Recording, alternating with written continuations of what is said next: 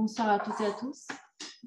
Nous sommes aujourd'hui pour la première rencontre ici à la Maison de la Recherche qui inaugure notre cycle dédié à l'écriture spatiale du musée et de son exposition. Je me présente, je suis Viviana Gobato, doctorante et chargée d'enseignement à l'Université Sorbonne Nouvelle. Et j'ai co-organisé ce cycle avec Alain Léal qui prendra par la suite la parole. Donc, nous avons aujourd'hui 3 intervenants, dont un qui nous rejoindra très rapidement, Madame Adéline Rispal, Monsieur Pierre-Antoine Gatier et Madame Marie Séville. Et donc, il y a effectivement aussi tout un public qui nous a rejoints en ligne. Et donc, merci beaucoup pour nous avoir témoigné votre intérêt pour ce cycle.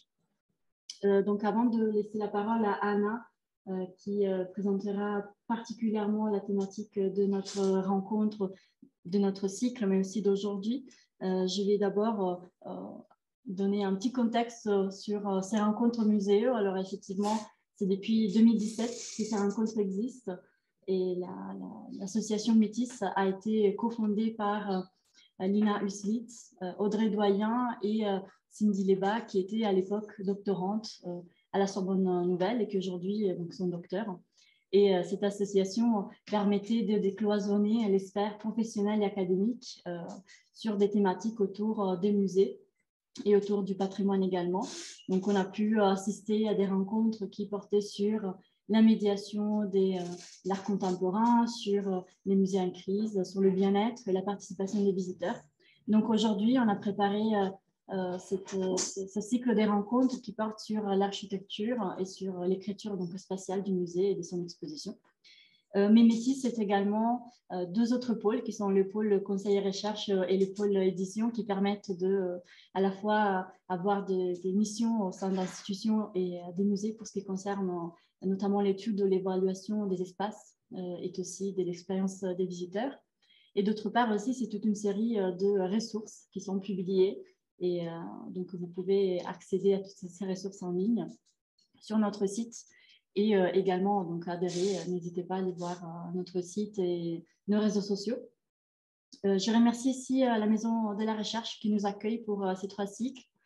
Donc, nous sommes heureux, même si le public sur place voilà, est un nombre un peu restreint par rapport au public en ligne. Nous sommes quand même heureux de pouvoir nous rencontrer aussi, de donner la possibilité à nos publics de venir aussi sur place parce que ça fait quand même plaisir après 2 ans de restrictions de nous retrouver.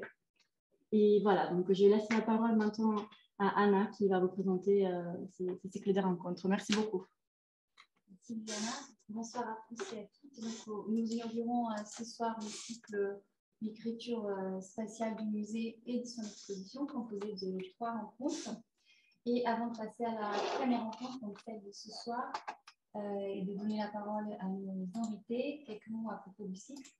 Donc, nous avons voulu penser le musée comme contenant et contenu. Donc, comment par cet ensemble, c'est-à-dire par l'architecture, la scénographie, l'éclairage, le mobilier, le graphisme, entre autres, sans oublier le corps du visiteur dans l'espace. Donc, comment cet ensemble, le contenu et contenant, contribue au discours scientifique de l'espace d'exposition et de l'institution muséale également.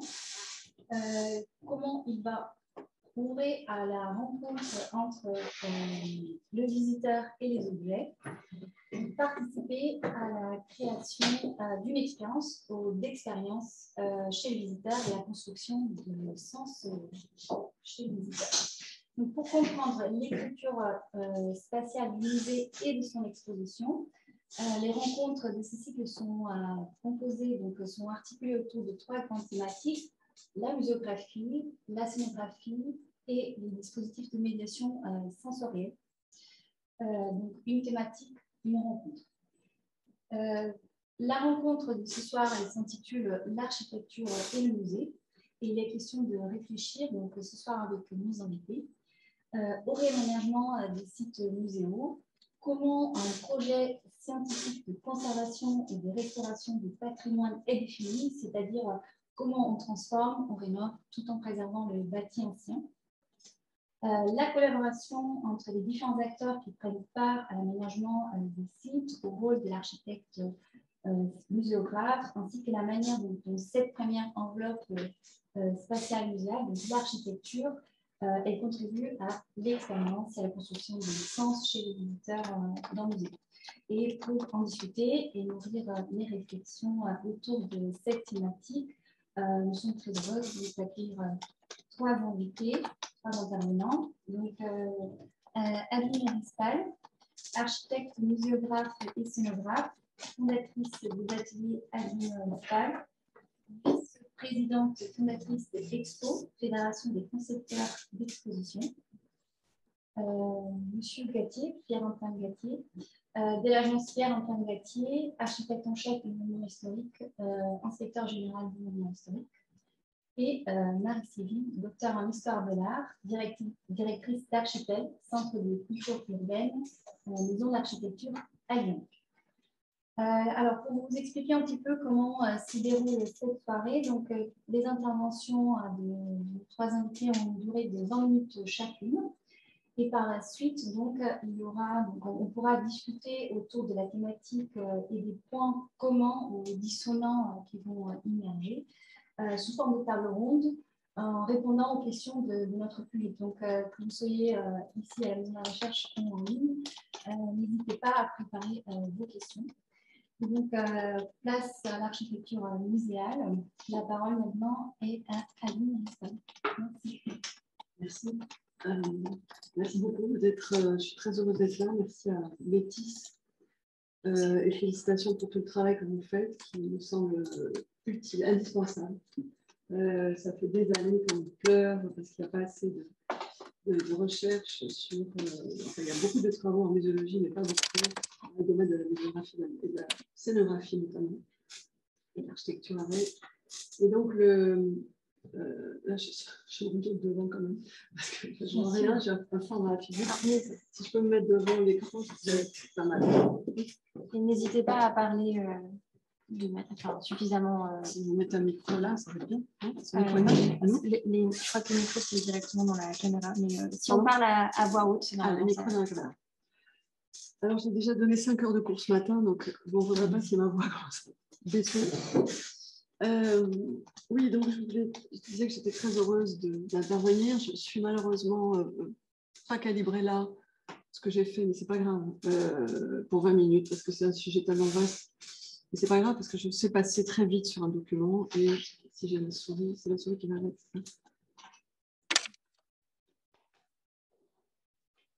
Ça n'a jamais souris, je ne sais même pas comment ça marche. Alors, j'avais prévu un déroulé, comme vous voyez ici. Cette introduction sur l'architecture et la scénographie, un peu provoque, pour parler de ce sujet qui m'intéresse beaucoup, parce que je suis à la fois architecte et scénographe. J'ai une formation d'architecte et je pense profondément que la scénographie est du domaine de l'architecture. C'est-à-dire qu'à partir du moment où on crée des lieux dans lesquels des individus, des humains, de préférence, mais pourquoi pas des animaux, se rencontrent autour d'activités sociales, culturelles, publiques en général, mais même privées, et qu'on crée l'espace pour leur bien-être et pour que ces relations, ces rencontres se produisent, c'est la définition de l'architecture. Créer un espace propice à des organisations humaines. Donc ça, c'est ma conviction profonde. La deuxième, c'est que je pense qu'il n'y a pas de scénographie sans architecture, pas plus qu'il y a d'architecture sans urbanité. En tout cas, en ville, bien sûr, il y a des architectures qui se construisent de manière isolée au fin fond de sites naturels. Mais si on parle d'architecture urbaine, effectivement, l'architecture se situe toujours dans un contexte qui est celui du quartier, de la ville, de la culture dans laquelle elle est. Et la scénographie en fait de même. Donc, on va passer sur ce petit préambule. Ensuite, j'ai plus envie de vous parler de ce que c'est que la scénographie plutôt que de vous montrer des projets, parce qu'en fait, je pense que ce que met en jeu l'exposition est finalement pas très exploré. Et c'est quelque chose qui m'intéresse, qui permet de comprendre tout le reste. En fait. Donc, je ne parlerai pas des projets. Vous pouvez voir sur le web, on a un très beau site internet avec tous les projets. D'autant que peut-être que monsieur Gatti, quand il arrivera, parlera du projet, voilà, ça variera un peu des approches, il me semble. Mais on verra. Si vous êtes frustrés, j'aurai toujours des projets à vous montrer derrière. Alors, ça, c'était des définitions, mais un jour, il faut qu'on se rende compte pour parler des définitions de tous les métiers. Mais là, ce n'est pas l'objet aujourd'hui. Mais j'ai relevé des choses dans vos définitions qui ne conviennent pas à la fédération que je représente. Parce que j'étais présidente, je suis maintenant vice-présidente, mais c'est vrai que j'ai aussi ma casquette de fédération des concepteurs d'exposition. Donc, il faut savoir aujourd'hui que la scénographie est rentrée dans le champ des productions artistiques. C'est-à-dire que là, depuis le décret de fin 2020, ce que nous créons est considéré comme œuvre. Alors, le paradoxe, c'est que l'exposition ne l'est pas considérée comme œuvre. Nous sommes convaincus que l'exposition est une production culturelle à part entière, au même titre qu'un film ou qu'une représentation théâtrale, et qu'une exposition est une production culturelle. Mais elle n'est pas reconnue comme œuvre actuellement. Sont reconnues seulement les productions intellectuelles des concepteurs tels que les scientifiques, les conservateurs ou les commissaires, dès lors qu'elles sont écrites dans un catalogue, et sont reconnues les productions intellectuelles et artistiques des producteurs de contenu numérique, de contenu multimédia, c'est-à-dire que ce qui est dans les écrans est reconnu, et il y a toute une chaîne du droit qui est reconnue en tant que telle. Maintenant, les scénographes sont reconnus en tant qu'auteurs, artistes, donc c'est une production artistique, et l'exposition n'est toujours pas reconnue. Donc ça, je vous laisse méditer sur la question, on peut en reparler, il y a un colloque entier à faire là-dessus, qu'on est d'ailleurs en train de préparer. Alors j'ai mis cette image à l'écran, parce qu'elle ne représente pas un musée du tout, c'est un équipement, c'est une institution européenne, c'est le Conseil de l'Union européenne.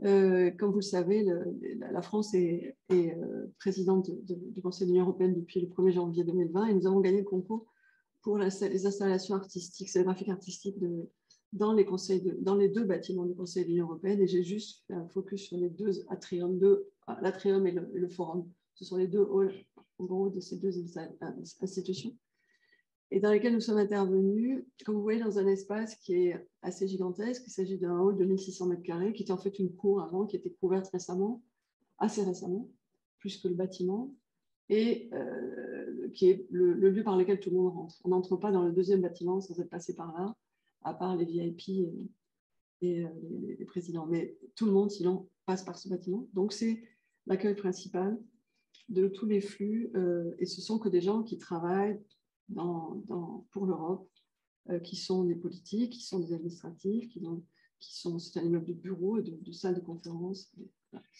Et il s'agissait d'exprimer la présidence française qui était dont le programme était basé sur 3 mots-clés. Le premier, c'était appartenance. Le deuxième, c'est toujours, puisque ça ne s'est pas arrêté, la présidence française, quel que soit le président, on sera toujours président de l'Europe jusqu'à la fin de juin. Le deuxième, c'est relance, et le troisième, c'est puissance. Alors, je vous laisse, je suppose que vous avez suffisamment lu pour savoir à peu près à quoi tout ça correspond. L'appartenance, c'est bien sûr l'appartenance de l'Europe, et ce sentiment d'appartenance qu'on doit activer, réactiver sans cesse, pour que cette Europe soit dans une cohésion susceptible de permettre d'affronter toutes les tempêtes qu'elle affronte et qu'elle affronte notamment en ce moment. La puissance, c'est que l'Europe enfin assume sa puissance, et notamment militaire, et on voit combien ce message début janvier résonne aujourd'hui. Et la troisième, c'est la relance, bien sûr, dans ce contexte post-Covid. Comment faire pour activer, réactiver à la fois l'Europe en tant qu'institution. Il est très triste de voir qu'il a fallu une guerre pour que ça bouge, mais il y a aussi des tas d'autres facteurs de cette relance. Voilà, donc en fait, on a proposé une installation qui est composée de voiles. Il faut savoir aussi que nous et le programme de notre maître d'ouvrage, qui est le secrétaire général de la présidence française, est un programme foncièrement durable. Et durable dans tous les aspects, c'est-à-dire la durabilité, ça n'est pas que l'environnement, c'est aussi la manière de porter attention aux personnes qui utilisent les espaces, qui vivent dans ces lieux.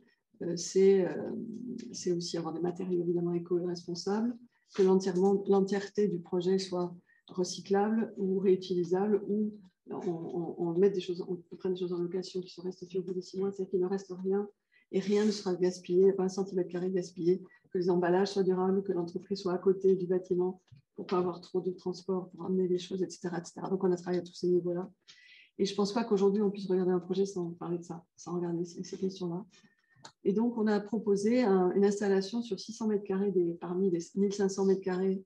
C'est à peu près la surface maximum qu'on pouvait utiliser. Et on a utilisé du tissu non tissé qui pèse 80 grammes en mètre carré et qui s'enroule sur des mandrins que vous voyez, enfin, vous ne voyez pas là, qui sont en haut ici, et qui s'enroulent, ils sont posés sur des axes, sur une structure d'événementiel, hein, des structures métalliques qui sont louées pour l'occasion. Et cette structure joue avec l'architecture, à la fois dans sa trame, à la fois dans sa hauteur. Elle monte jusqu'à la hauteur de l'entresol de manière à permettre qu'à des gens puissent prendre des photos, puisqu'on est dans un espace qui est privé, enfin qui n'est pas privé, mais qui n'est pas public. Donc, l'image visuelle, l'image médiatique de cette installation est importante. Et donc là, les journalistes ou la presse peut monter sur la galerie pour prendre des images. Mais on est monté jusqu'à 4 mètres parce que c'est la bonne échelle pour qu'on sente effectivement cette conque un peu comme un vaisseau dans lequel on traverse. Et l'ensemble peut s'enrouler en une demi-journée et c'est enroulé et déroulé très régulièrement parce que cet espace est très grand et permet de faire des choses qui n'ont pas d'autre lieu pour le faire. Donc la contrainte, c'était aussi de s'enrouler, de se dérouler très vite. Donc là, c'est une digression qui est peut-être un peu longue, peut-être que ça suffira d'ailleurs à mon exposé pendant 20 minutes, je pourrais parler 20 minutes là-dessus, mais c'est une digression qui permet de comprendre comment la scénographie ne peut pas se passer d'architecture. Et la scénographie ne peut pas exister sans capter la puissance de l'architecture. C'est-à-dire qu'ici, on a un hall qui fait 20 mètres sous plafond, qui a une grande verrière, et on a fait le choix donc non seulement de capter la puissance de l'architecture en s'installant de manière aussi imposante et d'une certaine manière monumentale que naît l'espace, que naît ce grand hall très froid, glacial, de l'adoucir par quelque chose de léger, de courbe, d'éphémère et de mouvant. Il y a quelques courants d'air, quand les gens passent, ça crée un léger mouvement. Le corps, en se déplaçant au centre, alors qu'il y a 8 mètres au centre, fait vibrer l'air, l'étoile, très légèrement. Parce que quand un corps se déplace, il y a tout l'air qui se met en mouvement. On n'imagine pas tout ce que fait notre corps quand il se passe dans ce espace. C'est pour ça que l'exposition, c'est un lieu tout à fait passionnant, parce que c'est un vrai laboratoire de ces questions-là. Et donc, on a, je ne vais pas rentrer dans le détail, mais on a aussi imprimé sur ces toiles une matière qu'on appelle l'étoffe de l'Europe, qui a été conçue entre notre cabinet et le cabinet de graphistes. On a eu l'idée, en fait, de faire une sorte de data design, data design, graphisme, de la construction européenne. Donc, à gauche, vous avez très peu de pays. Vous avez les 6 drapeaux des pays européens qui se sont réunis au départ. Et la quantité, évidemment, de pays augmente. Et donc, vous voyez le faisceau qui s'agrandit horizontalement, comme ça, jusqu'à arriver aujourd'hui. Et vous avez un petit endroit à droite où c'est blanc. Et c'est blanc, c'est comme un collant qui a filé, c'est la Grande-Bretagne qui est partie. Donc ça construit dans ce sens-là la chaîne.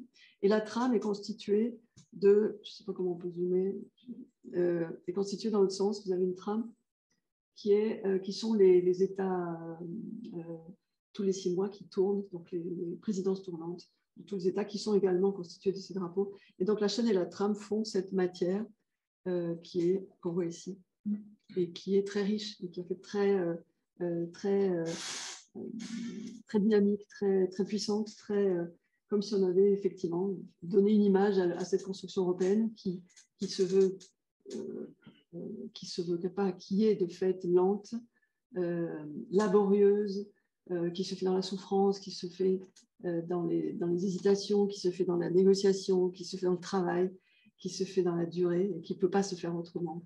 Et donc, le thème du tissage, en fait, était le thème général de nos installations. Et on a décliné ce thème après dans les salles avec d'autres espaces plutôt d'accueil, avec des installations d'artistes qui travaillent sur cette question-là aussi. Voilà, tout ça, c'est une petite introduction pour vous parler de notre démarche. Qu'on soit dans un musée ou ailleurs, on va travailler avec toutes ces dimensions-là. Donc, les dimensions architecturales, les flux, le confort des visiteurs, architecture bien sûr, ses proportions, la lumière du jour, puisque là on est dans un espace en lumière du jour, on a un rétroéclairage, mais on est en lumière du jour. Le rétroéclairage, c'est pour le soir. Et dans cet espace, on capte la lumière du jour. Et en fait, on n'a apporté aucun éclairage en plus dans quasiment tous les espaces dans lesquels on intervient, donc à part celui-là. Donc là aussi, il y a une dimension vertueuse du fait de cette approche durable qu'on a. Ensuite, je vais passer à une petite explication de texte sur un autre projet qui, en fait, me permet d'expliquer aussi comment les deux sont intimement liés, en fait. Et là, dans ce projet, les leçons particulièrement, c'est un concours qu'on a gagné en 2000, je ne sais plus, dans les années 2010. En Arabie Saoudite, c'est le musée de la Mecque, dont l'objet est de montrer, de permettre aux pèlerins d'acquérir, d'accéder à une connaissance sur la vie de Mahomet qui soit le plus scientifique possible, historiquement indéfendable, enfin justifiable, à côté de tous les nombreuses interprétations qui existent. Dieu sait si le monde arabe est friand d'interprétations. Ce bâtiment, comme vous voyez, le site choisi par le client, qui est un banquier qui a fait sa fortune en construisant toutes ces horreurs qui sont autour d'ailleurs. Le client a proposé ce terrain. Et eux, c'est le Gratin international d'architecture qui était invité. J'étais invitée avec un architecte pas très connu à Londres et les autres qui étaient beaucoup plus connus que nous. Et en fait, on a proposé un bâtiment très introverti. Pourquoi? Parce que le contexte ne donnait pas tellement envie. À droite, il y a le ministère de l'Intérieur. À gauche, ce sont des logements. Et donc, on a proposé en fait un bâtiment très introverti qui parle d'autre chose, qui parle de la spiritualité, qui parle d'une spiritualité, qu'elle soit laïque ou religieuse. En fait, c'est toujours ce sont les mêmes rouages, on va dire, ce sont les mêmes ingrédients. C'est que cette spiritualité est une quête, cette métaphysique est une quête que tout humain a ou devrait avoir peut-être.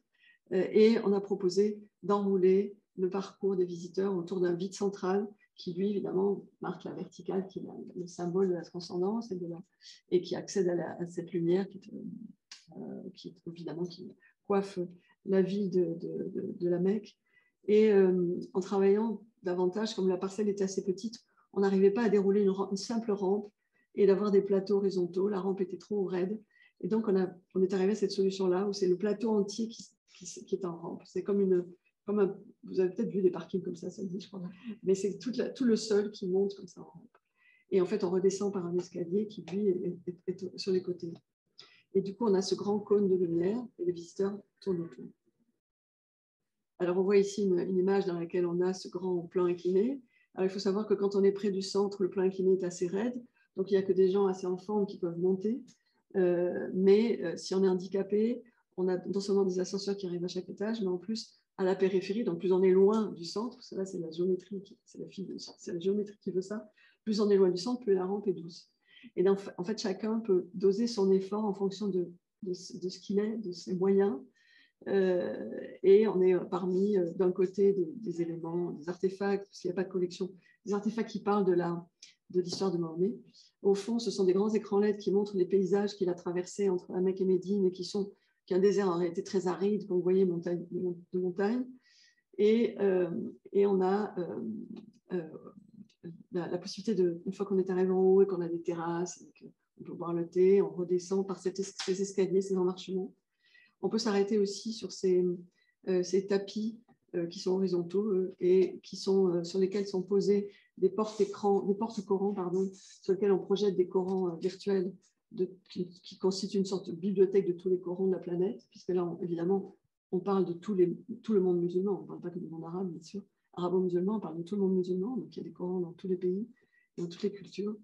Et dernière chose qui est très importante, c'est les noms. On nous demandait dans le programme que les noms d'Allah, les qualificatifs d'Allah, qui sont au nombre de 99, soient tous visibles tout au long du parcours. On les voit ici au-dessus de la descente, là, on peut les voir de la salle.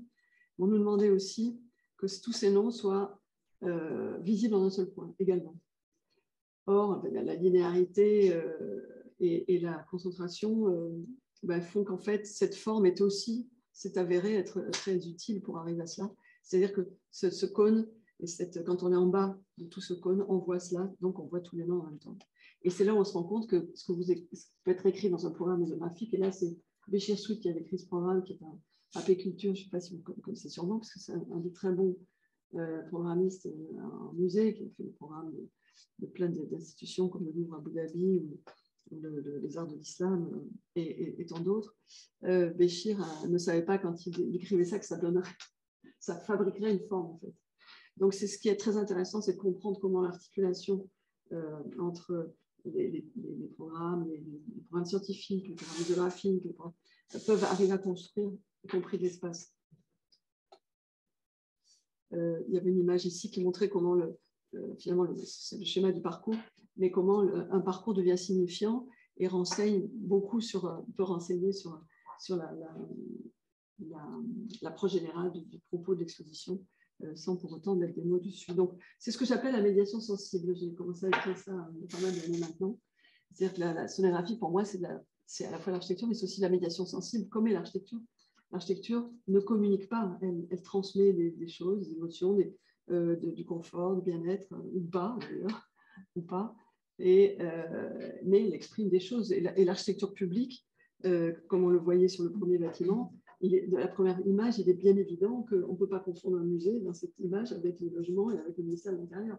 Donc l'architecture publique, elle est là aussi pour exprimer une société, des valeurs, une époque, et ce sont les fondements même de toute expression architecturale, et donc de scénographie aussi. Alors ça, c'est le plan qui est particulièrement étonnant pour un musée, c'est qu'en fait, on a effectivement le vide central et on a à la fois les salles qui se déploient autour, les deux écrans LED qui finalement permettent de varier les paysages, aussi bien le paysage naturel que le paysage esthétique de la salle, et les différents artefacts. Et ici à l'arrière, tous les services, les ascenseurs, les toilettes, etc. Et on voit comment ces grands écrans LED permettent de donner d'autres atmosphères, de rentrer dans les détails des objets, etc. Alors,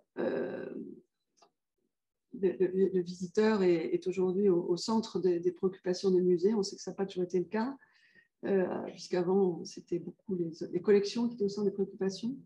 Mais la préoccupation du visiteur, aujourd'hui, elle va bien au-delà de la simple médiation culturelle, c'est-à-dire faire la médiation de l'histoire de l'art, en gros, pour aller vivre dans un musée de beaux-arts, par exemple.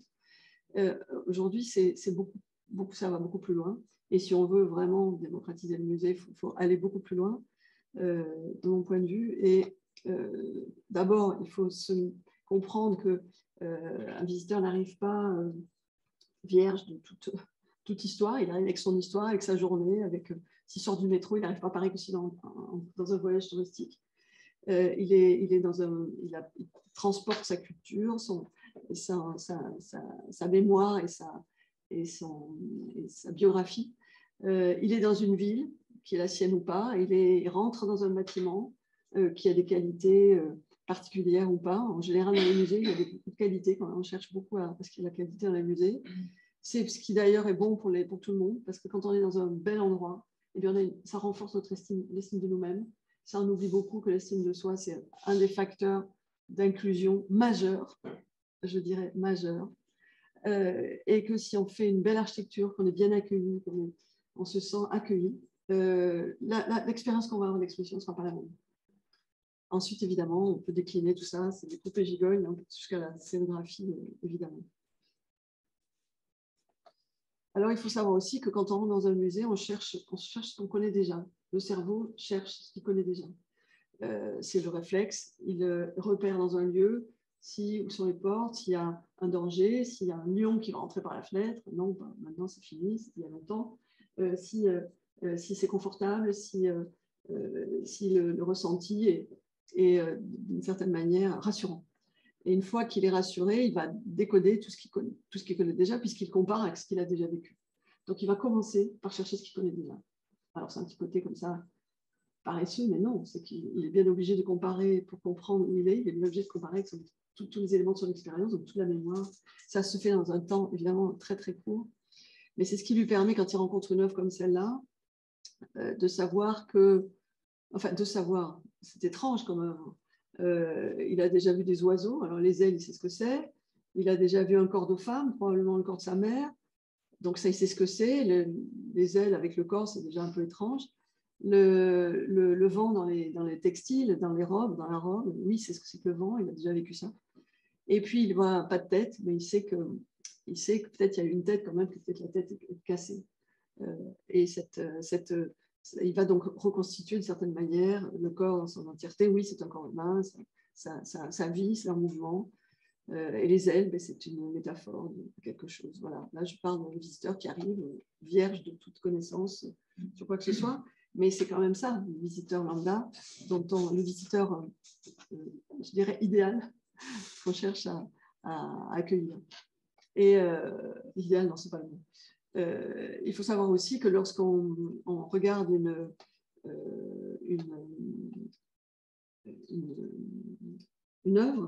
le cerveau la rencontre exactement comme on rencontre une personne.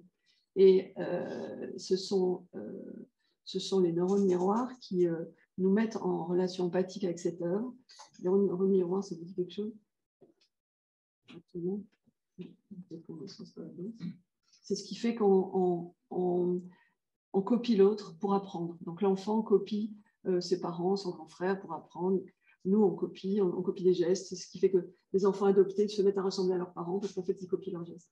Et donc, ils ont les mêmes gestes. Donc, du coup, on se dit, mais votre enfant vous ressemble, c'est incroyable, c'est ça. Donc, le neuron miroir, c'est la base pour être en lien avec d'autres, pour apprendre, pour se développer.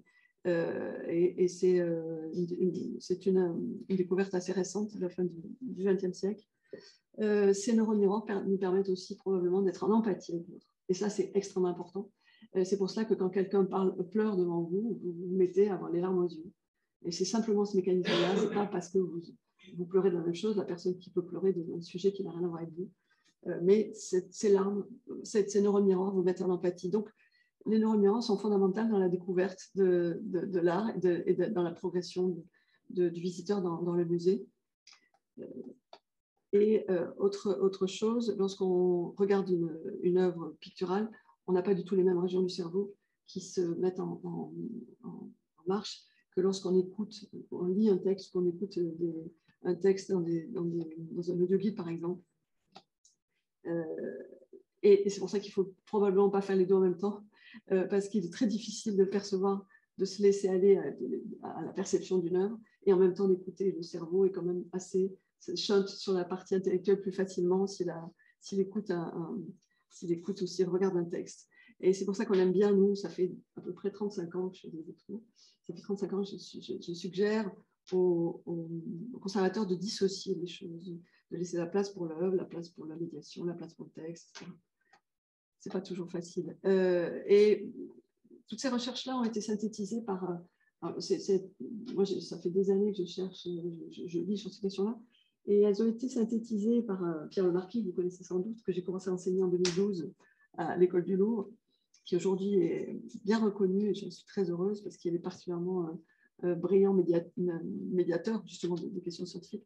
Mais aussi, il faut lire des gens comme Henri Laborie, et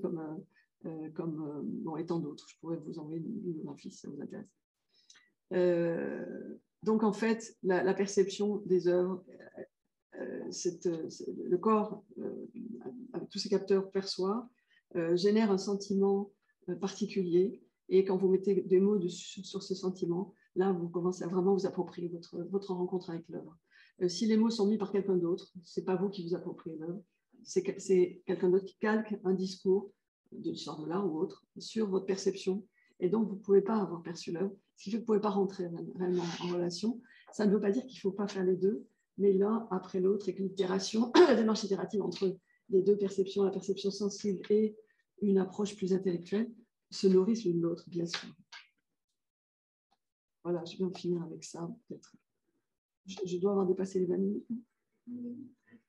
Ben voilà. Alors, en une minute, qu'est-ce que la scénographie? si on peut dire que l'architecture doit gérer beaucoup de paramètres, hein, c'est une approche multidisciplinaire. L'architecture et le rôle de l'architecte, c'est justement d'être dans la transdisciplinarité par rapport à d'autres métiers qui sont beaucoup plus dans chaque discipline. La scénographie, elle doit gérer à la fois la complexité de l'architecture, mais aussi tous ces facteurs qui sont les mêmes que pour l'architecture, mais en plus qui sont adaptés à la scénographie, c'est-à-dire par exemple des questions de conservation préventive, des questions d'ergonomie qui sont au cœur de la perception des œuvres, des questions d'éducation qui sont dans la médiation, des questions symboliques, des questions évidemment de fonctionnement de l'environnement, etc. Donc voilà, j'ai tendance à dire que la scénographie est un métier qui embrasse, une architecture qui embrasse énormément de disciplines et qui doit les comprendre et les connaître. Et donc, en conclusion, je pourrais dire que la scénographie est l'art comme l'exposition, est l'art de la rencontre entre l'homme et les œuvres de l'homme et de la nature.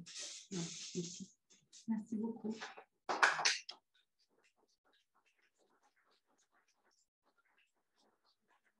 Très bien. On va inviter Monsieur Pierre-Antoine Gatier qui nous a rejoint entre-temps sur le plateau, sur la scène. Et on laissera effectivement place aux questions plus tard. Je peux vous savoir un peu tout peut-être. Oui, je peux bien. Vous saurez trouver ma présentation.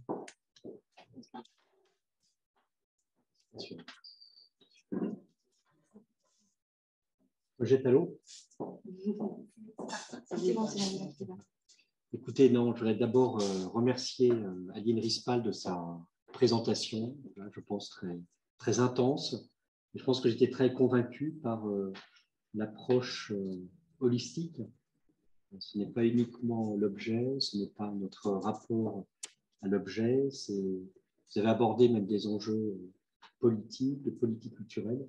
Donc voilà, c'est tout cela qui est sans doute en jeu, et je l'ai peut-être mieux compris en vous écoutant. Alors, je suis architecte en chef des monuments historiques, et merci beaucoup de votre invitation. Et peut-être d'une manière moins globale que ce que vous avez su faire, je voudrais présenter comment l'architecture peut aussi construire le lieu d'exposition. Alors, quand j'évoque l'architecture, je parle de lieux patrimoniaux. Et on en a reparlé un peu ce matin. Et en fait, vous aviez des propos très éclairants. D'une certaine manière, c'est de dire que le premier objet que l'on peut venir découvrir dans un lieu patrimonial, c'est ce lieu d'architecture. Et ce que j'essaye de faire, c'est un travail de découverte, d'analyse, de compréhension, et qui le plus souvent m'amène à proposer, je dirais, c'est plutôt notre éthique, d'être le moins interventionniste possible. Tout est là, tout a été parfois oublié, négligé, pas reconnu. Je pense que le travail dans lequel j'essaie de m'engager, c'est un travail de renaissance de lieux architecturaux mal compris, oubliés. Et je suis très impliqué dans une éthique de la stricte conservation, peut-être qui rencontre aujourd'hui des philosophies du minimalisme dans l'intervention. Je propose de vous présenter 4 ou 5 situations récentes, 5 projets de l'agence. N'hésitez pas à m'interrompre. Et peut-être qu'à chaque fois, j'essaye de revivre avec vous la découverte de ces lieux incroyables et de voir comment ces architectures, finalement, imposent, je pense, une manière d'être et, si j'ose m'approprier votre domaine, créer leur propre scénographie. Ah, pardon. Non. Je fais ça à l'ancienne.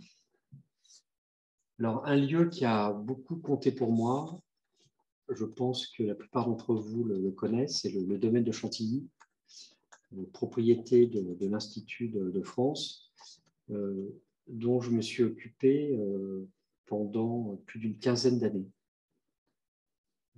L'édifice est protégé au titre des monuments historiques. Son Altesse Lagacan avait engagé sa fondation pour assurer la gestion du domaine. Alors, ce domaine, quel est-il?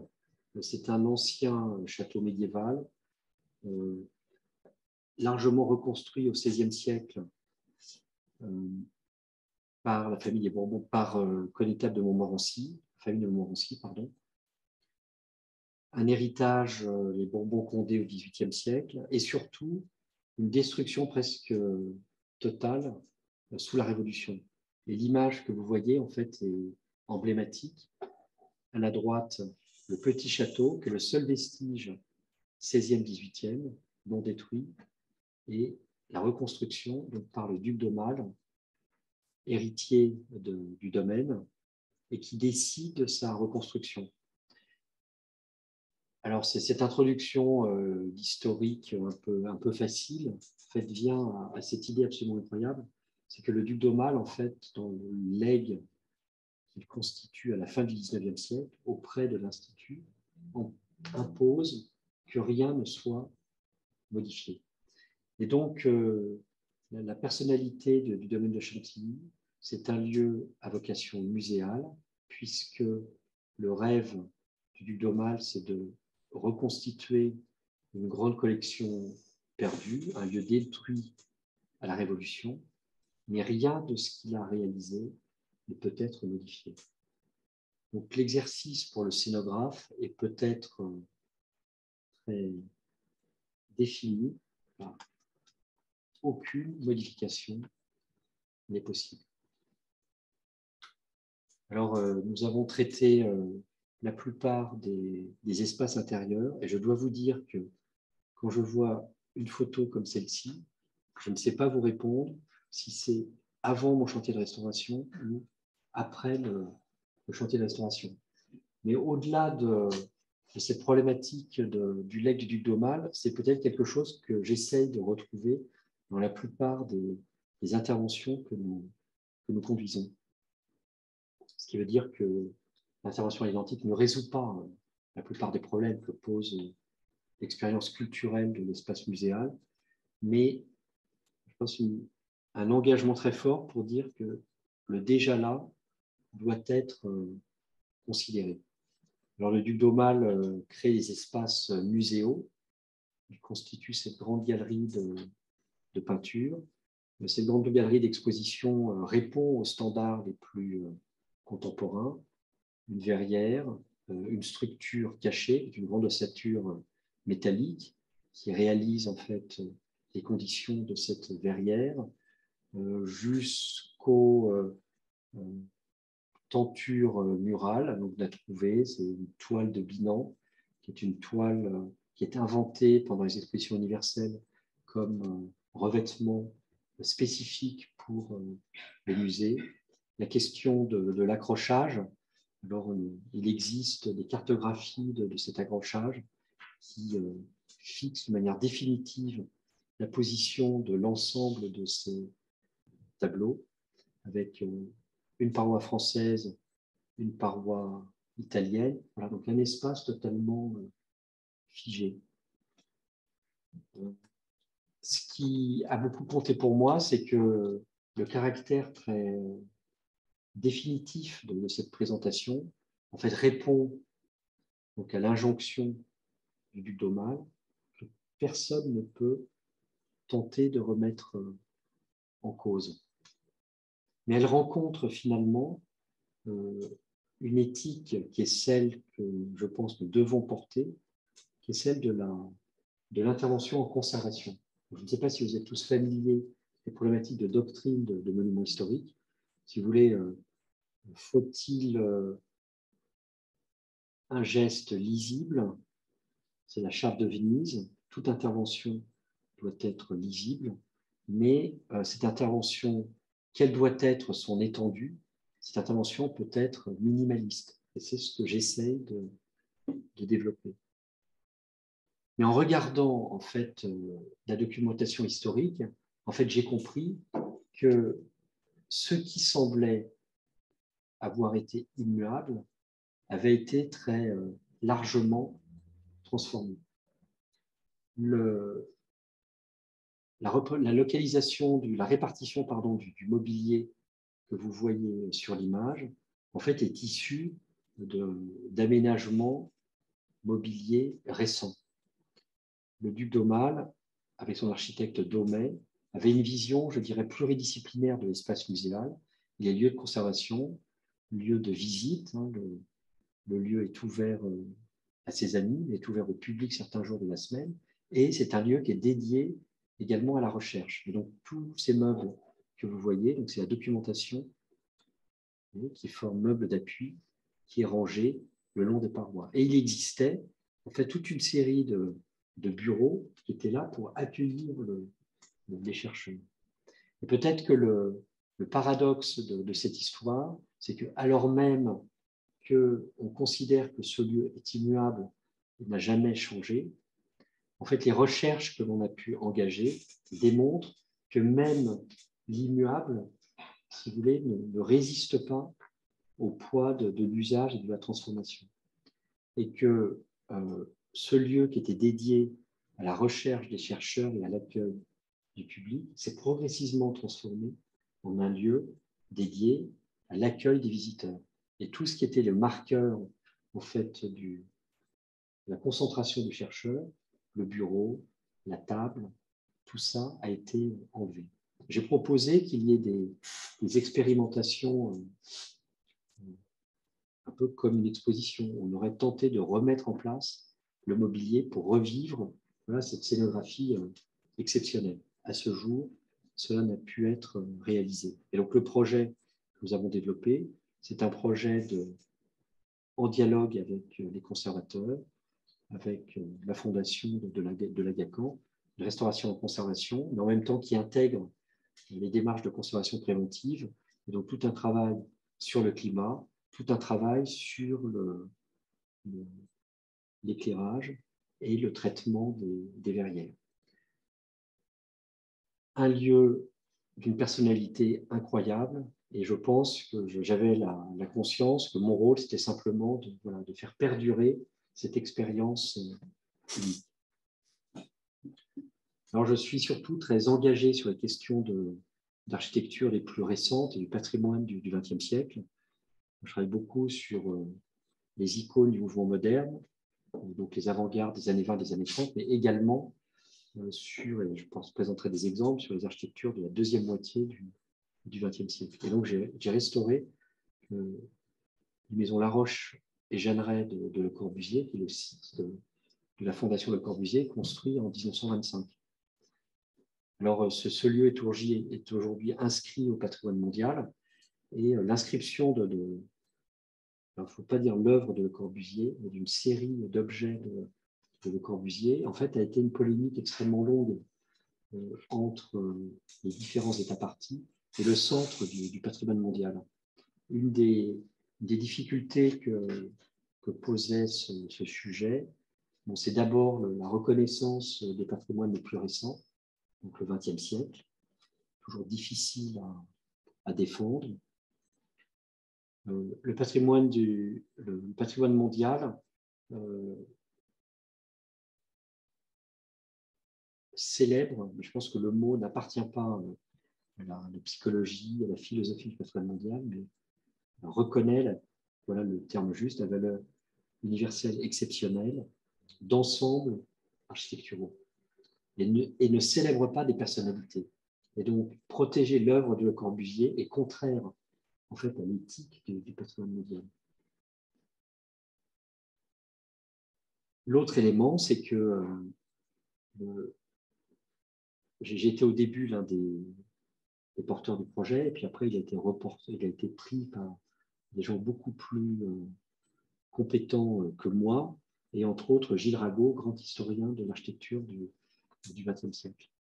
Et en fait, le concept du projet, c'est de dire que Le Corbusier n'est pas soluble dans un, deux, trois objets, mais qu'il a une pratique universelle de l'architecture, voilà, de Chandigard. C'est un architecte d'origine suisse, donc il y a ses œuvres de jeunesse en Suisse, l'immeuble Clarté mythique des années 30 à Genève, des projets qu'il a pu réaliser en Belgique, en Allemagne, l'ensemble du Weissenhof pour une exposition, et puis toute son œuvre à Paris.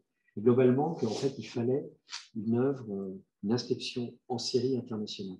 Et vous savez que la question que pose le patrimoine mondial, c'est qu'il faut identifier un lieu pour ses valeurs universelles exceptionnelles et voir quels sont les outils de gestion qui permettent de faire perdurer ces valeurs universelles exceptionnelles. Or, un bien en série réparti sur l'ensemble de la planète pose de manière évidente des problèmes de gestion. Alors, mes propos sont beaucoup trop longs, mais donc ce projet de restauration en fait, s'est développé en fait, dans le cadre de cette aventure de l'inscription de l'œuvre de Le Corbusier au patrimoine mondial. Et avec l'ambition de la Fondation d'avoir une restauration, non pas exemplaire, mais qui fasse écho à toutes les problématiques les plus récentes, les recherches les plus scientifiques, documentaires, archivistiques sur l'œuvre de Le Corbusier. Peut-être que je résume, si vous voulez, l'apport de ce projet qui finalement s'est révélé assez bouleversant. Vous connaissez tous l'architecture du mouvement moderne et qui est perçue comme voilà, une architecture régulière, blanche. Et, les sondages archéologiques développés sur les façades, l'analyse des fonds archivistiques ont montré que cette vision en fait est construite totalement par la perception par la photographie noir et blanc, et qu'en fait l'œuvre de Le Corbusier, écoutez, elle est ocre, elle est beige, elle est en couleur. Et donc ça a été un débat très, très intense, passage en commission nationale d'architecture du patrimoine.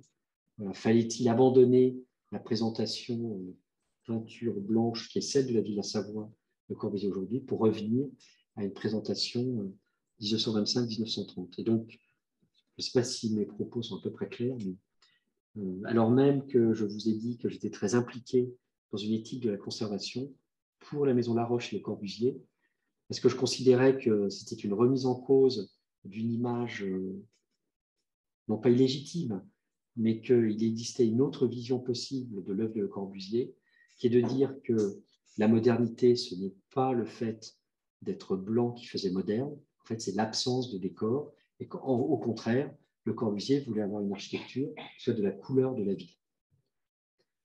Propos très long, et donc restauration de la maison, restitution de l'état d'origine, et intervention, donc c'est sur la partie la plus muséale, la Maison Laroche, donc qui est construite par Raoul Laroche, qui est collectionneur de peintures puristes et cubistes. Le Corbusier aux enfants sont des grands conseillers de cette collection. Et à l'intérieur de la Maison Laroche, vous avez cet espace qui est la galerie, qui est un lieu absolument extraordinaire. Voici la galerie, voici les cimaises, les verrières hautes pour une mise en lumière naturelle, une rampe latérale qui donne accès à la bibliothèque. Et ici, vous êtes dans le vestibule. Alors, quand vous êtes confronté à l'architecture du XXe siècle, finalement, l'authenticité est quelque chose qui me touche, me bouleverse, mais ce sont des lieux qui ont suivi des transformations. Donc, une galerie comme celle-ci, elle est réalisée en 1925 par Le Corbusier. Elle est modifiée lorsque Charlotte Perriand rejoint le studio et crée du mobilier. Et dans les années 30, un nouvel habillage avec un revêtement en contreplaqué. Donc, un propos trop long ou plutôt trop brutal pour expliquer que la notion de stratigraphie historique, vous la retrouvez de la même manière, y compris dans les architectures les plus récentes. Et donc ensuite se pose la question de l'usage muséal de cet ensemble. Donc bien entendu, l'accent est mis sur l'œuvre de Le Corbusier. Et donc, lorsque vous visitez la Fondation Le Corbusier, voilà ce que vous voyez. Tout d'abord, ce qui justifie cette présentation sans collection, c'est que la collection de Raoul Laroche n'existe plus. Il l'a cédée, enfin, il l'a offerte au musée suisse. Il existe quelques rares tableaux. Et le jour où j'ai fait cette photo, j'ai eu la chance qu'un tableau puriste de Corbusier soit là. Et en fait, cette expérience incroyable de l'accrochage d'une œuvre de Corbusier montre la totalité de son œuvre, où la colorisation de son tableau en tant que peintre, c'est exactement la même colorisation que son architecture. La Fondation s'interroge sur la scénographie la plus juste. Alors, il existe des photographies qui donnent à voir la galerie lorsqu'il y avait tous les tableaux, toutes les présentations. En fait, le choix qui est fait, c'est un espace finalement d'architecture vide, et les simèses dessinées par Le Corbusier servent à des présentations et d'expositions qui sont tournantes. Mais en termes de conservation préventive, peu de choses ont été faites. C'est presque, je dirais, des conditions de conservation qui sont celles des années 30, ce qui est sans doute très, très compliqué. Donc, l'espace muséal, vous avez l'invention du 19e siècle par le duc d'Aumale, et puis vous avez ces maisons d'architectes du 20e siècle qui également reposent cette question, voilà, comment est l'espace du musée? Est-ce que l'architecture est le premier objet qui collectionne, premier objet de la collection? Alors, quand nous travaillons sur la deuxième moitié du XXe siècle, et donc nous avons restauré la Fondation Vasarely avec Jacques Repiquet, Marc Barani, une architecture sculpture, une architecture donnée à tous. Nous sommes sur l'esplanade, et de l'autre côté, c'est la voie rapide. Le choix que fait Vasarely, qui est absolument bouleversant des années 70, en fait, c'est d'implanter son musée sur l'autoroute entre guillemets tous les lieux qu'on essaiera d'éviter. Donc, vous évoquiez avec justesse le rapport à l'espace, le rapport à la ville, le rapport au grand paysage, une position politique que l'art doit être pour tous. Et donc, le projet que nous avons développé, c'est de dire, voilà, il faut regarder cette œuvre comme étant une œuvre politique qui veut offrir à tous la perception de l'objet. Elle est une mise en œuvre des années 70. Donc, imaginez qu'avec les préoccupations actuelles les plus légitimes possibles des enjeux environnementaux, tous ces murs rideaux disparaissent tous. Et donc, nous les avons restaurés, je dirais comme une chasse du XIIIe siècle, conserver les verres, conserver les ossatures et faire des interventions minimales pour simplement changer les joints qui assuraient l'assemblage de ces produits verriers.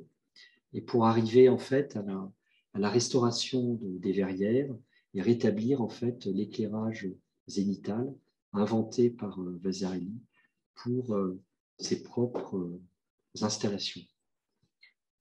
Et là encore, si vous voulez, ce qui fait objet et ce qui fait expérience muséale, c'est l'œuvre totale de Vasarely. Et après beaucoup d'échanges avec la Fondation, avec le ministère de la Culture, l'édifice a été progressivement classé monument historique.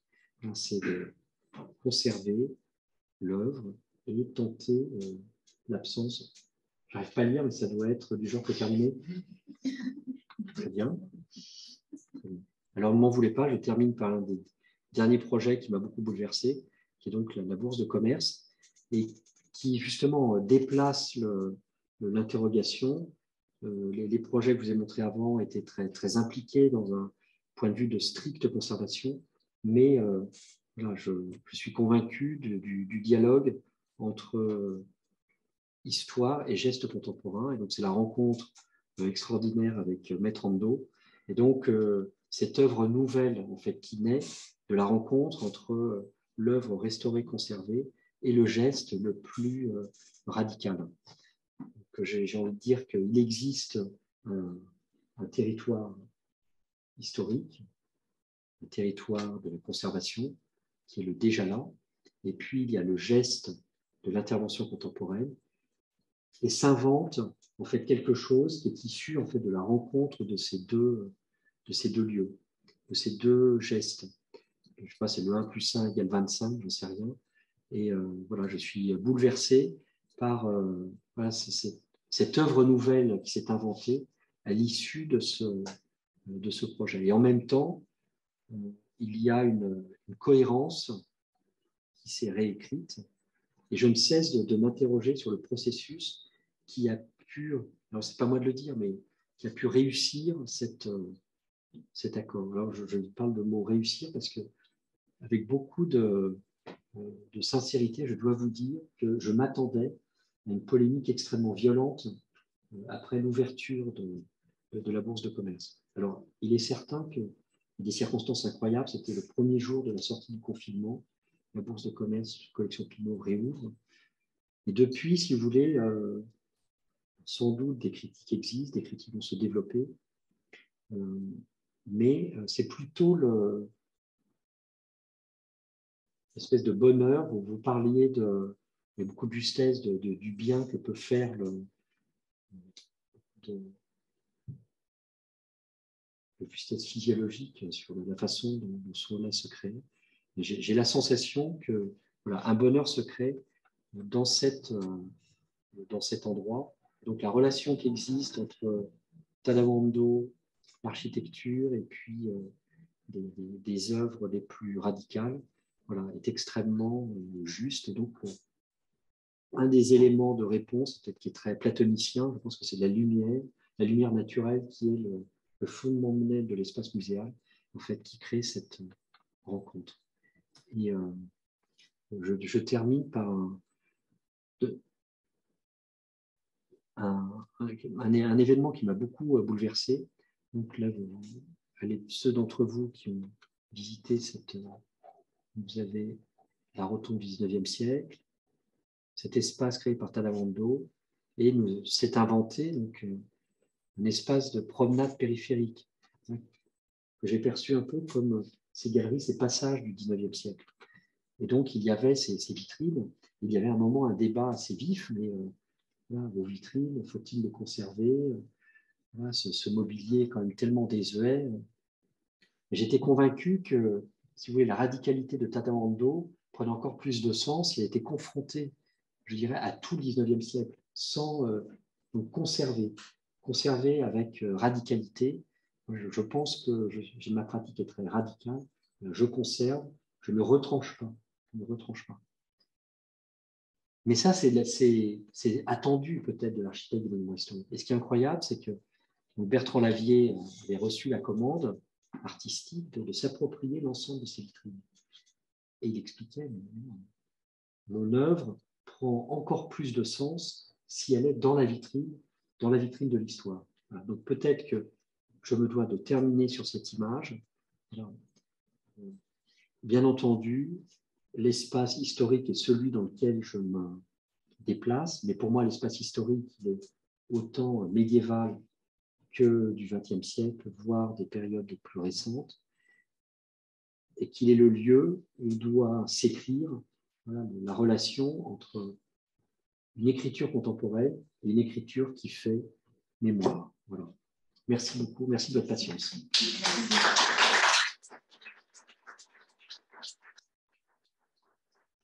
Vous n'en avez pas d'autres.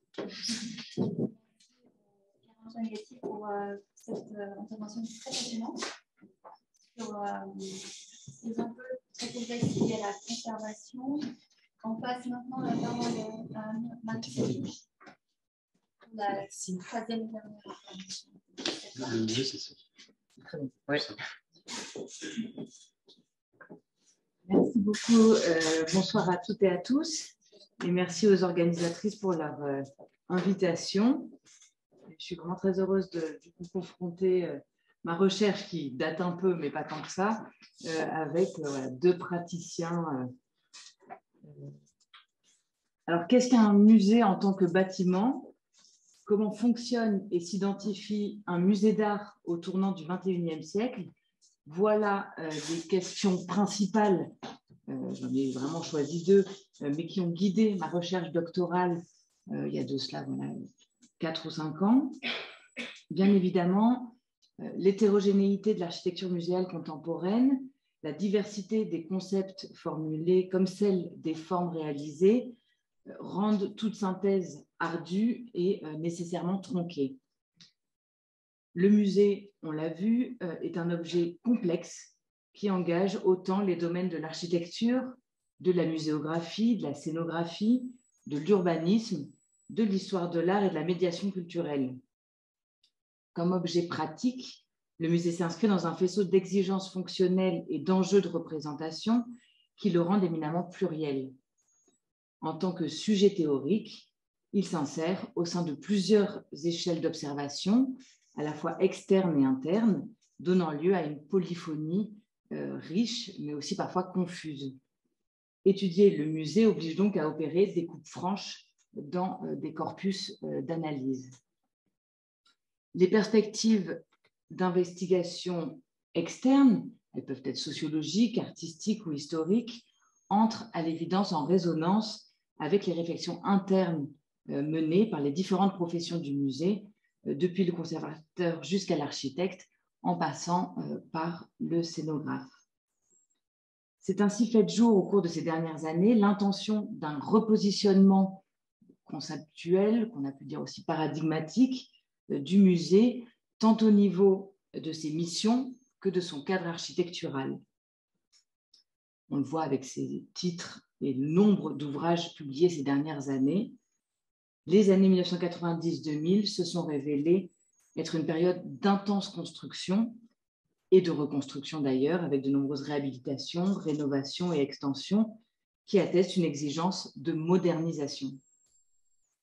Le changement de siècle et le défi lancé par le musée du XXIe siècle, devenu véritable label à la fois politique mais aussi théorique, ont conduit à un ultime mouvement de réflexion internationale sur les enjeux et les priorités du musée de demain. L'architecture du musée constitue l'un des principaux symboles de la culture contemporaine, témoin et acteur de mutations profondes, instrument privilégié de l'industrie culturelle dont le succès se mesure au taux de fréquentation. Le musée a fait de son image architecturale une stratégie de captation du visiteur par le spectacle de celle-ci. L'exigence esthétique due à sa fonction même participe de la recherche d'originalité de la part des concepteurs. Du point de vue du fonctionnement, le besoin en surface d'exposition, le développement des services annexes et de la politique d'accueil des publics, la nécessité de renouveler certains équipements ont fourni une occasion au musée d'afficher leur contemporanéité. Mon travail de thèse avait proposé une étude à la fois concomitante et contrastée du renouveau architectural que connaît le musée depuis 1990, dans ses évolutions formelles, en lien étroit avec ses redéfinitions programmatiques. Il s'agissait de prendre en compte tout à la fois les aspects de conception et de projection, donc le point de vue de l'architecte, comme leurs effets et leurs conséquences sur les usages et sur le fonctionnement, le point de vue et la réception du visiteur, des publics.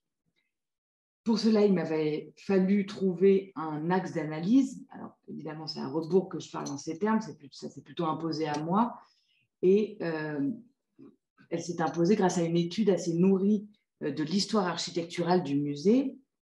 Et en effet, depuis son origine, le musée se caractérise et s'identifie à travers un certain nombre de fondamentaux architecturaux constitutifs, évidemment, de ses fonctions essentielles. J'ai donc mené une réflexion sur les écarts manifestes d'appréhension et de conception que le musée contemporain entretient avec ses modèles implicites ou explicites.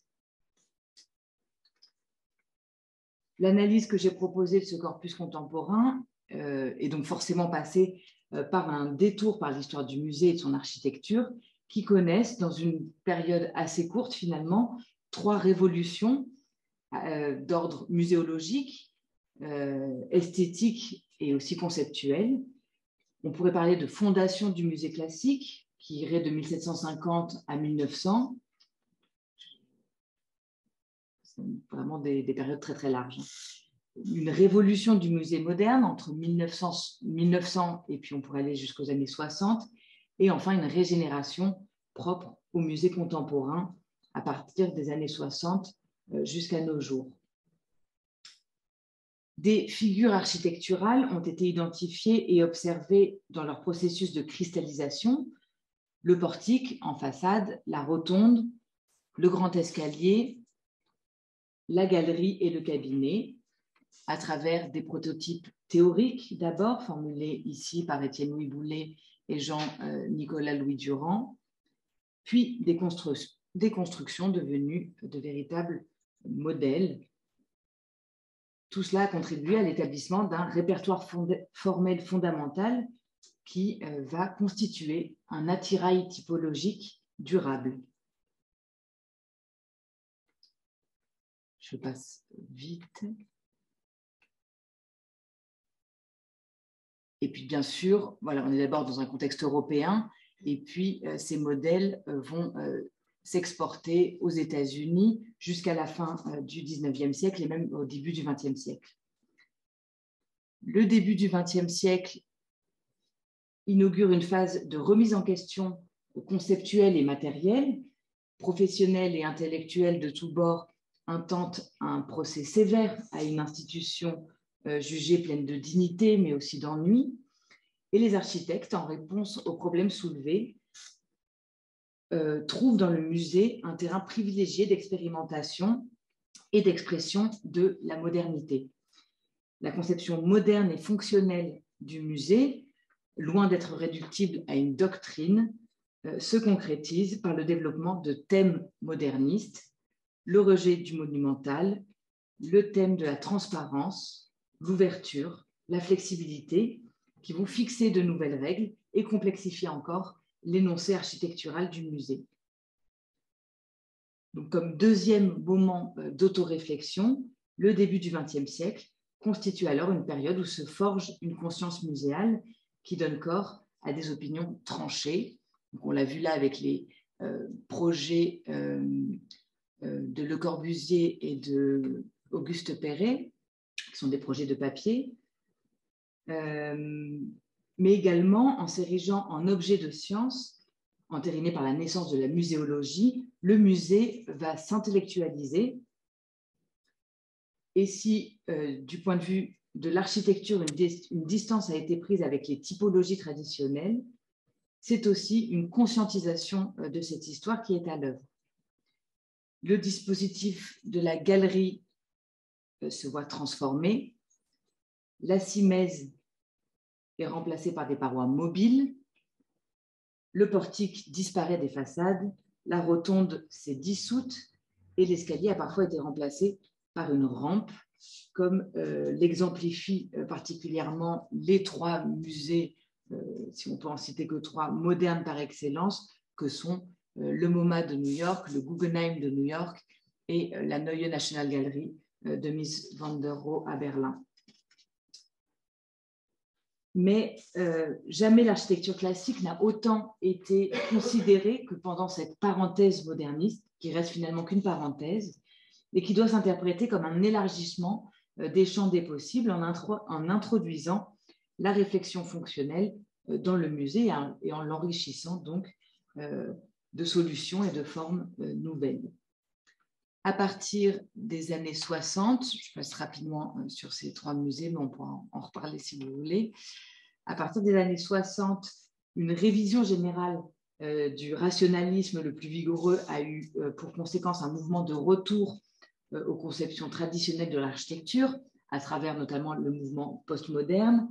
On en voit ici une illustration avec James Stirling à Stuttgart.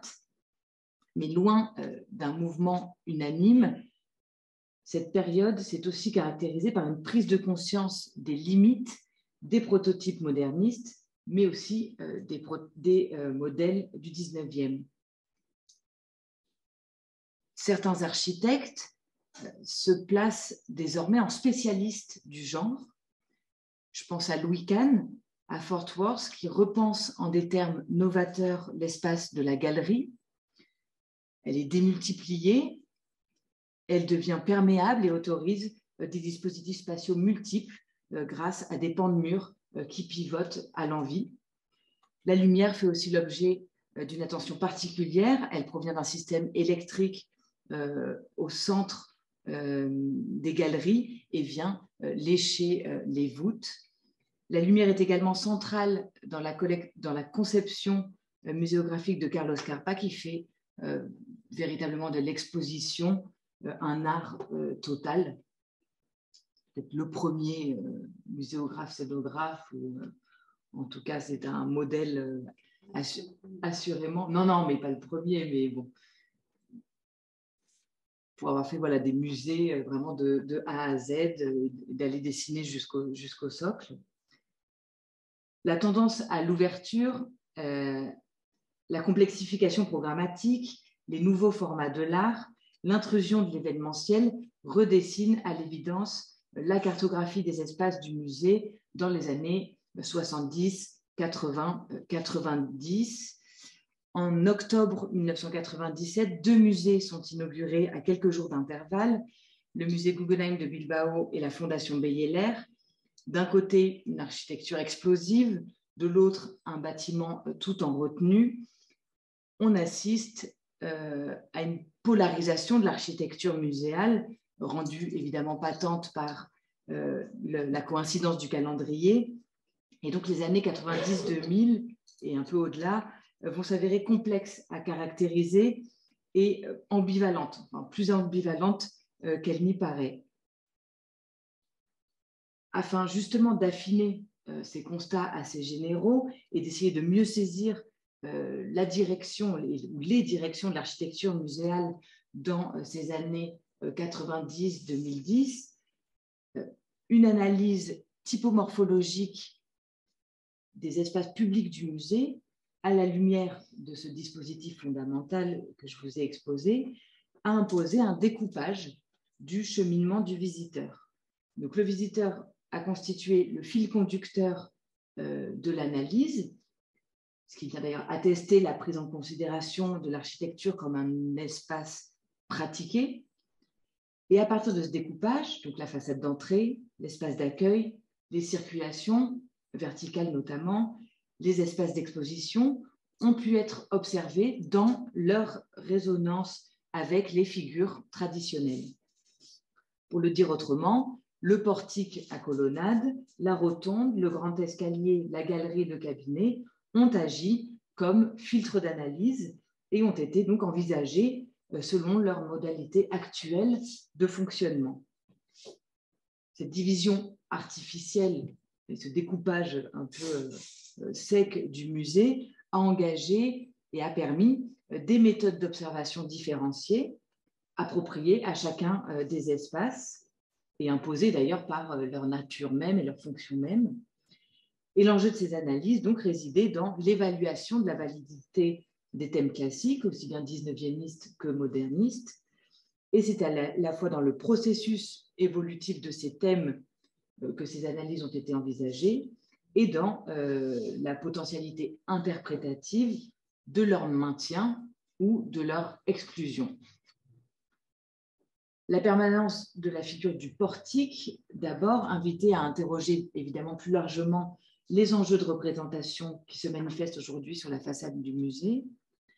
Ultra investie ou au contraire lisse, elle se révèle essentielle pour les conditions d'accès du visiteur ainsi que la mise en scène de l'institution elle-même. Malgré une tendance assez générale à la spectacularisation de l'architecture publique, d'autres postures plus discrètes se font jour. Évidemment, dans ce contexte, le maintien du portique peut interroger, manifestant une permanence iconographique, il doit sans doute s'interpréter dans sa potentialité à faire image et dans une situation justement de surenchère iconique. Et de toute évidence, à travers la réinterprétation de l'architecture classique, immédiatement reconnaissable par tous, une intention est à l'œuvre, celle de se poser en héritière d'une monumentalité, sans forcément auto-célébration, mais plutôt dans une volonté de reformulation et de réactivation d'une histoire commune.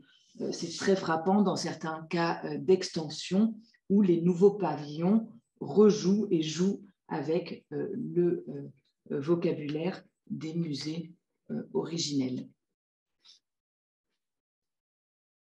Le Guggenheim de Frank Lloyd Wright a contribué, c'est une évidence et de façon manifeste, à réintroduire la rotonde dans le vocabulaire commun du musée, et les nombreux hommages l'attestent, tout comme les allusions parfois plus lointaines.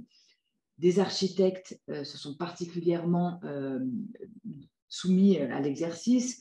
On peut penser à Richard Meyer dans quasiment tous ses projets de musée, ou encore Mario Botta. De façon généralisée, des halls d'accueil font émerger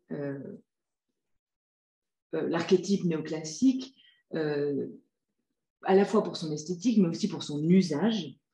Et malgré une augmentation d'échelle évidente des espaces d'accueil aujourd'hui, une qualité urbaine toujours plus recherchée, certains concepteurs montrent un attachement sans faille à ce qui constitue donc un véritable leitmotiv de l'arsenal muséal. Par la réappropriation moderniste de Wright, la rotonde perd sa connotation désuète dont elle avait pu souffrir au XXe siècle et devient ici témoin au contraire d'une modernisation en passant d'une rotonde à un atrium, comme ici du pavillon ouest au pavillon est de la National Gallery de Washington.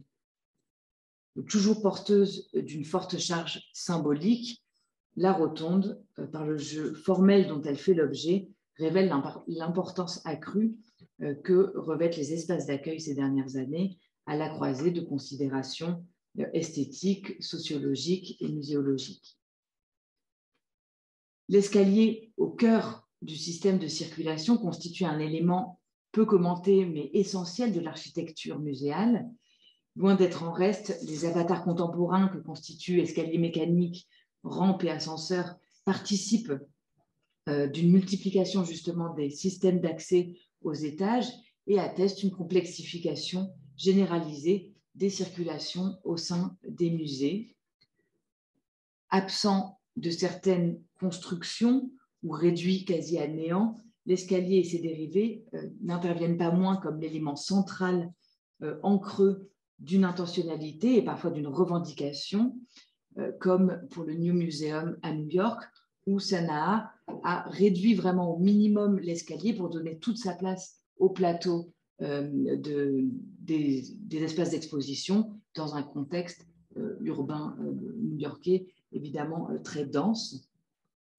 La rampe comme thème à part, explicite dans son utilisation massive, une situation contemporaine faisant de la promenade architecturale une donnée essentielle du musée, tant du point de vue de la volumétrie générale au sein même du parcours muséographique, de la volumétrie générale qu'au sein du parcours muséographique.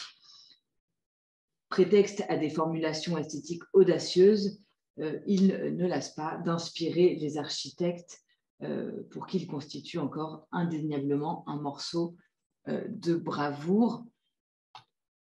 Il y a cet exemple récent de rénovation du musée de San Francisco par Snoeta, où les architectes sont venus détruire l'escalier monumental de Mario Botta, qui avait fait le musée à l'origine 20 ans avant, et qui viennent presque signer leur œuvre en posant le nouvel escalier au milieu du musée. Le musée comme cadre de l'art trouve évidemment dans les espaces d'exposition son essentialité. Pourtant, il semblerait que les espaces de l'art au sein du musée n'aient pas échappé ces dernières décennies à une certaine évolution matérielle, reflétant par là les renouvellements épistémologiques des expositions qui s'y tiennent. La variété des manifestations actuelles de l'art plaide pour un espace de plus en plus souple, pouvant faire se confondre parfois espaces d'exposition temporaire et ceux d'exposition permanente. L'investissement des architectes plus ou moins grand révèle, quoi qu'il en soit, un dialogue plus que jamais soutenu entre conservateurs et commanditaires. Sous les yeux, vous avez deux muséographies qu'on pourrait qualifier sur mesure que des projets comme ceux de Renzo Piano à Bâle et Tadao Ando sur l'île de Naoshima au Japon ont su remarquablement mettre en œuvre. Pour la Fondation Beyeler, c'est dans une pleine lumière naturelle et dans la transparence des ouvertures qui offrent des vues aux visiteurs sur le paysage du parc que Renzo Piano a conçu un cadre singulier et en même temps assez convenu pour les œuvres de Claude Monet. La lumière, la végétation, l'eau et l'étoile dialoguent et se répondent par projection tangible et aussi intellectuelle. Alors qu'au Chichu Art Museum, ce n'est qu'une fois équipé de chaussons et lorsque la jauge des visiteurs le permet que l'on peut entrer dans la salle des Nymphéas de Monet. Contrairement au musée suisse, l'espace est fermé et ne laisse rien deviner de la nature environnante. Les arêtes de la salle ont disparu au profit d'angles arrondis et conférant une sensation d'indétermination à l'espace. Et là, les œuvres semblent flotter, spectrales, dans l'espace diaphane. Ces exemples sont assez rares pour que, voilà, j'y insiste, puisqu'on a beaucoup dans les musées aujourd'hui, plus que ces espaces sur mesure, des structures prêtes à exposer. Mais bien sûr, les conceptions varient et parfois au sein même d'un même musée. Les potentialités actuelles en matière d'éclairage contribuent fortement à caractériser les espaces d'exposition, parfois devenus génériques. On observe aussi une réflexion sur la muralité chez certains concepteurs. On le voit ici avec Oma. Mise en avant à l'extérieur, la galerie fait aussi l'objet d'une réflexion avec sa propre exposition, comme dans ces cas où elle devient carrément architectonique pour le centre Georges Pompidou ou le musée du Louvre-Lens. Je conclue rapidement. Donc, ces analyses différenciées, où je suis allée vraiment très vite, et voilà, c'était vraiment pour vous donner une idée un peu de la méthode que j'avais engagée pour ce travail de thèse. Mais donc, ces analyses différenciées ont permis d'authentifier les phénomènes de permanence et de métamorphose qui sont à l'œuvre dans les musées récents et d'offrir, toute proportion gardée, une image à la fois fidèle et globale de l'espace public du musée entre 1990 et aujourd'hui. Avec les phénomènes de réappropriation, de détournement et de distanciation, un large éventail de positionnements a pu révéler les processus de création et de recréation à l'œuvre dans les musées contemporains. Les effets de résonance tels qu'ils ont été identifiés ici renvoient aux opérations complexes en littérature de transtextualité. On peut s'autoriser alors à voir dans ces situations d'emprunt et de détournement une sorte de transarchitecture. Ce qui s'y établit, c'est le rôle particulièrement actif et conscient de l'architecte face à l'histoire typologique du musée. Tout se passe comme si la pratique de la recréation introduisait inévitablement un écart par rapport à l'histoire typologique et par une sorte de mise en abîme, l'opération réflexive en vient à questionner les enjeux et les fonctions primaires de l'architecture elle-même. Elle prend la forme donc d'un cogito architectural et d'une pratique méta-architecturale, comme il y a un cogito pictural, cette tendance à la citation et à l'emprunt dans la peinture et dans les arts en général. Alors, on pourrait objecter une perte de contact avec la réalité et ne voir là qu'une architecture qui ne ferait que se regarder, mais bien sûr, cette lecture n'empêche pas d'autres lectures et surtout ne renie pas la richesse du champ culturel de l'architecture, riche de bien d'autres références. Voilà, merci beaucoup. Merci beaucoup. pour votre intervention, Madame Céline. Je vais inviter Madame Rafal et M. Gatti à nous rejoindre à nouveau sur la scène parce qu'on va laisser place, à l'échange et aux questions.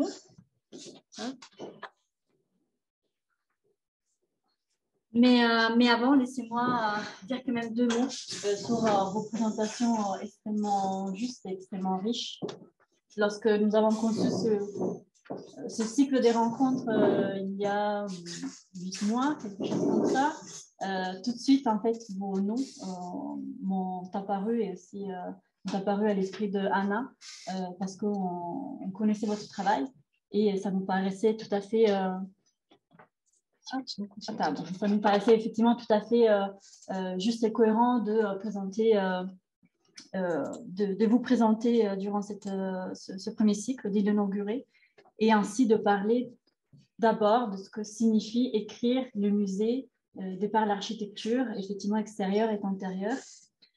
Et donc, effectivement, de par vos interventions, que ce soit par l'explication et la présentation d'études des cas ou des projets professionnels ou théoriques, nous avons pu donc tirer des ficelles aussi plus générales en ce qui concerne donc l'écriture spatiale du musée, et que ce soit effectivement d'une part du côté de la conception, c'est-à-dire à la fois effectivement les programmes, le geste architectural plutôt contemporain de l'architecte, mais que ce soit aussi par la volonté qu'on retrouve dans la conception initiale au travers notamment l'étude d'archives, et d'autre part aussi de ce qui concerne la réception. Donc ce sont vraiment ces 2 axes qui me paraissent tout à fait intéressants pour tisser de manière générale ce qui sont les relations et les rencontres qui s'opèrent dans ces espaces qui sont les musées, au-delà effectivement de la collection qui peut être présentée. Et donc voilà, on va laisser maintenant la parole à nos auditeurs, à la fois dans cette salle, mais aussi en ligne. N'hésitez pas à poser vos questions dans le chat. Anna se chargera de les poser à nos intervenants. Et pour commencer, vous avez peut-être des questions ici dans la salle? Pas grave, parce que Anna, effectivement, a déjà des questions qui nous parviennent d'Internet. Oui, alors une première question, est-ce qu'il y a une différence entre les notions de scénographie de l'exposition artistique et de l'exposition scientifique?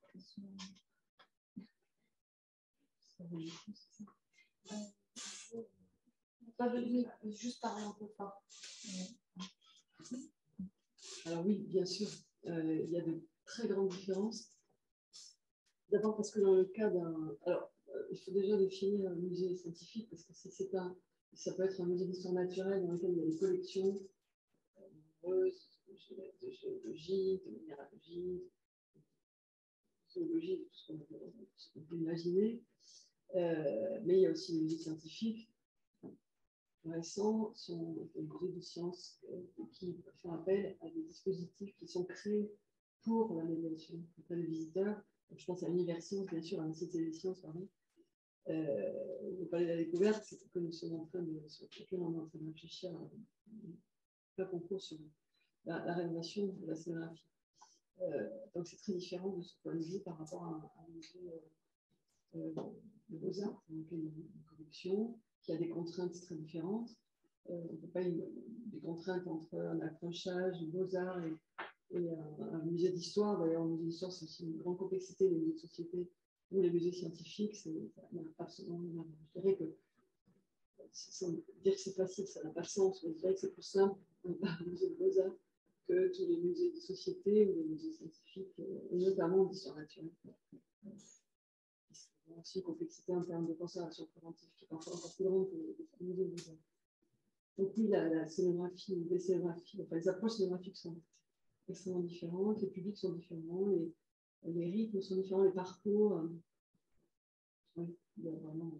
Je dirais même qu'il y a encore d'autres typologies qui amènent encore d'autres approches. Je pense que chaque musée, à l'intérieur de chaque famille, chaque musée a aussi une approche particulière du fait de la typologie de la collection, sa localisation, sa architecture. Voilà, c'est obligé de regarder tout. Il y a une chose qui change beaucoup, dont on n'a pas parlé, dont il faut parler aujourd'hui, c'est qu'on est en plein remise reset, hein, remise à zéro de tout. C'est-à-dire qu'il faut tout repenser du fait de l'approche environnementale et durable, et durable au sens plus large du terme, environnemental, social, sociétal. Et donc, il faut tout repenser là. Donc, ça serait intéressant de se retrouver dans quelques années, voir ce qui en sort. Une chose est certaine, c'est que nous, dans les agences, on remet tous les compteurs à zéro. On re-questionne absolument la manière dont on écrit le musée, dont on pense évidemment les ressources en amont de notre intervention, au lieu de regarder globalement, puisque on ne peut le regarder que d'un point de vue collaboratif, parce que tout le monde est engagé dans cette perspective-là. Et ça oblige à refonder beaucoup de choses. Quant au musée, il dérive lentement mais sûrement vers le tiers-lieu, hein, pour être plus ouvert, plus accessible, moins impressionnant, moins extraordinaire peut-être, et peut-être plus utile, je ne sais pas, peut-être que les deux modèles resteront, mais ça aussi, ce sont des modèles qui sont en train d'évoluer très très vite. C'est toute la richesse, là. On voit comment, même le discours sur le compalé en ce moment, le projet qui est porté par Chris Darcon et Cheffield, qui est tout à fait passionnant, et une version du côté du compalé découverte. On voit bien des changements de paradigme fondamentaux qui s'opèrent. On est vraiment un tournant. La période est très intéressante. Merci, Madame Sylvie. Madame Rispal, excusez-moi.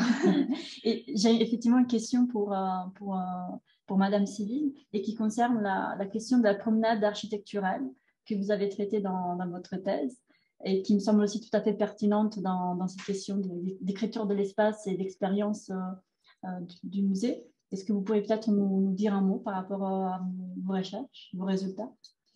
Oui, bien sûr. En plus, voilà, je vous ai présenté vraiment le musée saucissonné dans ces espaces, mais évidemment, tous ces espaces, ils ont un fonctionnement synchronique. On passe d'un espace à l'autre, etc.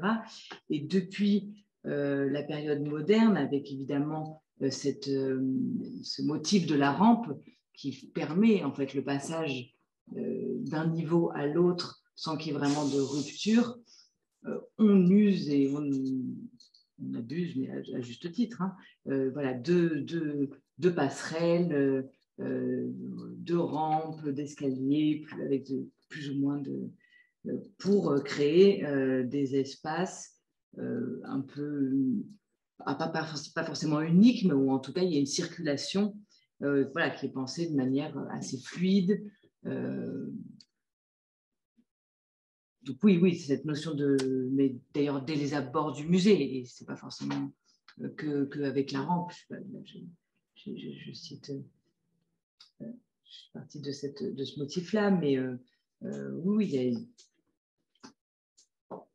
une vraie. Un musée, ça se visite. Un musée, voilà, c'est un espace public, donc il y a des parcours et donc la pensée d'une promenade architecturale. Mm-hmm. Et Monsieur Gatier, en parlant de... Excusez-moi. Non, oui. Monsieur Gatier, en parlant effectivement de promenade architecturale, c'est quelque chose que le Corbusier développe assez rapidement, notamment dans la maison La Roche. Et cela me permet de faire, un passage effectivement sur cet exemple, puisque lorsque cette galerie a été pensée, a été également imaginée comme un vrai espace effectivement de promenade architecturale. Donc, est-ce que c'est un concept que vous avez aussi pris en compte lors de la restauration?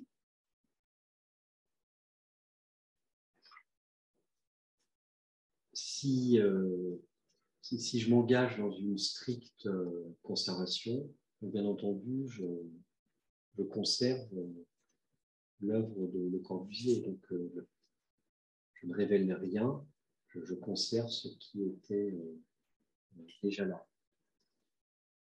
Et malgré tout, voilà, donc la question de la promenade architecturale est quelque chose qui m'impressionne énormément la conception corbusienne. J'ai l'impression que ce à quoi nous avons abouti avec Tadawando et Nem, avec cette rotonde centrale qui est porteur en fait d'une rampe et d'escalier, une espèce de balcon périphérique, en fait, que nous sommes appropriés le modèle corbusien. Je pense que la rampe de la ville de la Savoie est quelque chose qui m'habite depuis que je suis jeune étudiant en architecture. C'est-à-dire que vous avez quelque chose qui traverse toute l'architecture, qui se transforme, comme vous l'évoquiez, d'espace en espace. Cette rampe, elle prend une écriture architecturale différente pour chaque lieu que vous expérimentez. Oui, la promenade architecturale est quelque chose d'extraordinaire. J'avais sur la villa d'Aligray à Rondeau-Carmartin. Donc, je regarde aussi beaucoup la façon dont les architectures sont décrites. Et quand Aligray en fait, décrit son architecture, elle est décrite comme un parcours, vous savez, de telle pièce à telle pièce. C'est pour revenir à ce que vous évoquiez, c'est l'expérience, la pratique, la physiologie. Oui, c'est le propre du musée que d'être un lieu de parcours, une expérience en mouvement. Donc le corps est en mouvement et ça c'est. Je dis souvent que la structure d'un musée, ce ne sont pas ses poteaux et ses poutres, ce sont les flux. Ce sont les flux en termes physiques, mais aussi en termes d'expérience. C'est aussi le parcours, la promenade dans ces espaces. Ça n'a rien à voir, mais je relis des textes de Paul Andreu, l'auteur des grands aéroports. Lui, il explique que son architecture, en fait, il génère des parcours et il construit autour des parcours. Donc, vous avez tout à fait raison, le parcours est fondateur. Surtout quand on a des flux importants, ce qui est le cas des aéroports, des gares et des musées qui ont un grand public. On est obligé de partir des flux. Merci Madame Civil pour votre intervention, Monsieur Gatti et Madame Merispal, donc sur cette question de la promenade architecturale. Est-ce qu'il y a peut-être des questions de la salle? Oui, j'en ai une. Je me posais la question, comment inviter un public qui ne connaîtrait pas le travail de Corbusier ou ne connaîtrait pas beaucoup le travail de l'architecture à venir visiter la maison de Corbusier, quand on sait qu'il n'y a pas de collection à l'intérieur, par exemple. Comment les inviter à venir visiter un espace architectural?